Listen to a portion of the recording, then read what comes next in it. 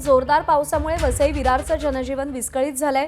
आज वसई विरार शहराला red alert जारी केलेला आहे, त्यामुळे शाळा कॉलेज बंद आहेत। सकाळपासूनच पावसाची रिपरिप सुरू आहे, मात्र काल कोसळलेल्या पावसामुळे बहुतेक ठिकाणी पाणी साचलेलं आहे। वसईच्या मिठागराच्या वसाहतीत जाणाऱ्या रस्त्यावर कमरे इतकं पाणी साचलंय। गेल्या अनेक वर्षांपासून जोरदार पावसानं या रस्त्यावर कमरे इतकं पाणी साचतं आणि तिथल्या रहिवाशांना त्याच पाण्यातून घर गाठावं लागतं। सध्या महावितरणनं इथली लाईट व्यवस्थाही बंद केली आहे।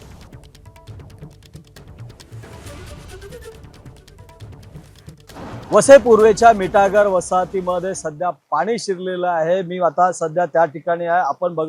आपण बघत असाल तर हा 1 किलोमीटरचा हा रस्ता आहे, ज्या मिठागर वसाहतीमध्ये जातो आणि त्या ठिकाणी पूर्णपणे जाण्यासाठी कमरे इतक्या पाण्यातून त्यांना जावं लागत आहे। सध्या आपण काही रहिवासी बघू शकतो जे मिठागर वसाहतीमध्ये जात आहे। तर या ठिकाणी मोठ्या प्रमाणात मिठागर होत आहे। त्यासाठी ती वसाहत जुनी एकदम फार प्राचीन अशी वसाहत त्या ठिकाणी जवळपास 150 कुटुंब त्या ठिकाणी राहतात आणि जवळपास 1000च्या वरती नागरिक या ठिकाणी राहतात। विविध कामासाठी नागरिक हे आज बाहेर जात आहेत, मात्र पावसाचा जोर आज सकाळपासूनच मोठ्या प्रमाणात होता आणि त्यामुळे हा संपूर्ण मिठागर वसाहत आहे ही पाण्याने वेढलेली आहे।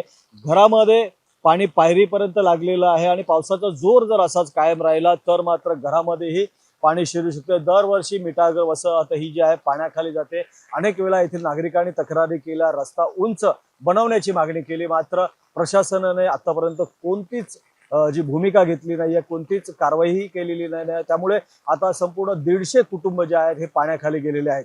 प्रभाकर कुडाळकर, एबीपी माझा, वसई।